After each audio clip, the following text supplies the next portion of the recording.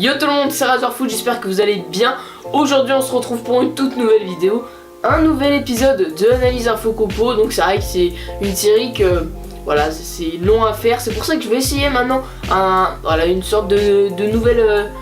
je vais essayer un peu de moderniser la série. Je vous rappelle, c'est la toute première série sur laquelle j'ai commencé ma chaîne YouTube. Donc ça consiste tout simplement à analyser, donner mes pronos, mes infos, la compo que moi j'alignerai. Donc un peu mes avis d'avant-match. Donc là en l'occurrence ça va concerner la 27e journée de Ligue 1, le match entre l'En Avant Guingamp et le Football Club de Nantes. Et du coup après, voilà, je vais développer, je vais dire ce que j'en pense, je vais donner des stats, etc. Donc j'espère que ce nouveau type de série vous plaira. Donc si c'est le cas, n'hésitez pas à me le dire encore une fois dans l'espace commentaire. Allez, let's go!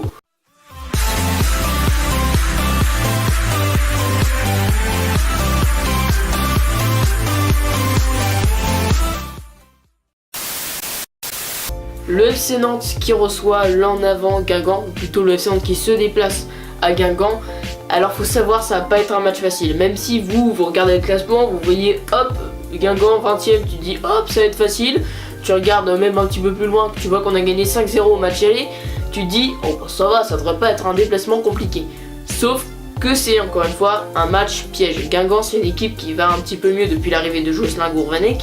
Ils ont retrouvé un peu plus leur style de jeu qui s'est confirmé avec une dernière victoire face à Angers dans le temps additionnel. Donc ça, je pense que ça fait du bien là-dedans pour eux.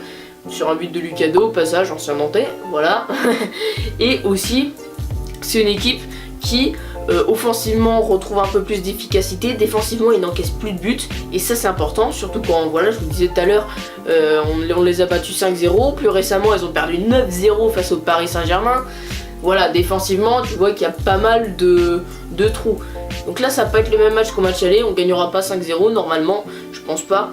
Mais on a moyen d'aller chercher les 3 points, moi j'y crois parce que Guingamp c'est encore une équipe en difficulté.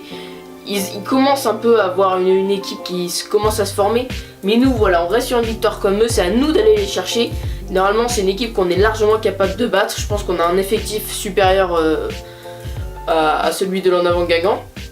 Voilà, ça va être à nous de confirmer les dernières belles prestations qu'on fait contre cette équipe. Parce qu'il faut savoir que sur les 2 dernières saisons, en comptant celle-ci, le FC Nantes a gagné tous ses matchs face à l'En Avant Guingamp, dont un 3-0 au Roudourou l'année dernière. Donc là on est capable d'aller chercher les 3 points, de confirmer voilà notre belle prestation face aux Girondins de Bordeaux. Donc voilà, il va falloir y aller avec plein de bonnes idées.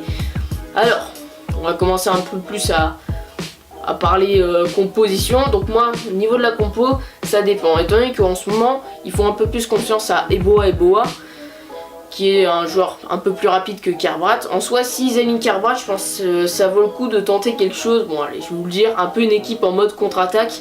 Alors ce sera du coup une défense comme d'habitude, Tataru Sanu, Carlos, Gigi, pourquoi je dis Gigi, Palois, à droite Kouateng et à gauche Lima. Donc ça c'est voilà, c'est une équipe assez offensive avec un milieu de terrain Giroto, Rongier, Touré. Et offensivement, Libombe, Waris et à droite Bosquilia. Alors c'est une équipe que voilà, on voit même jamais dernièrement avec Coach Vaïd, mais c'est une équipe qui pourrait être alignée dans l'objectif d'aller chercher les contre-attaques.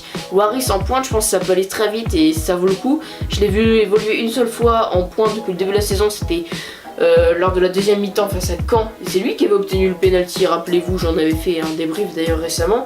Et voilà, je l'ai trouvé intéressant, même à Lorient, il était bon au poste d'attaquant de pointe. Pourquoi pas l'essayer? Pour les contre-attaques, ça peut être bien. Il y a aussi Antonio Monse qui peut être efficace dans son placement. Koulibaly, lui, ce serait plus dans le cas où il y aurait Eboa qui est assez rapide, qui permet un peu d'éviter les contre-attaques. Et là, dans ces cas-là, ça permettrait un peu plus de bouger la défense guingampaise. Alors déjà, il faut savoir que sinon on peut se procurer des occasions, il va falloir qu'ils gagnent leur duel au milieu de terrain. Donc je pense que Giroto, Touré, Rongier, ça bat beaucoup de milieu de terrain, on l'a vu sur le début de saison. C'est un milieu de terrain très solide, il va falloir voilà, continuer comme ça. J'aimerais bien voir Giroto quand même, ça fait 2 matchs qu'il n'a pu jouer avec le FC Nantes, j'aimerais bien le revoir parce c'est un joueur qui est très bon. C'est dommage qu'il ait pris un rouge face à Caen, en plus ça il est coupé de 2 matchs, je trouve ça un peu sévère. Donc voilà, c'est à lui de revenir. Donc voilà à peu près la compo que moi j'alignerais si j'étais entraîneur nantais. Bien évidemment c'est dans mes rêves les plus profonds. Et du coup Voilà. Guingamp, je pense que c'est une équipe qu'on peut battre largement. Il va falloir être intelligent. Tactiquement, je pense que là-dessus on fait confiance à Coach Veil. Sur les dernières victoires, il a été intelligent.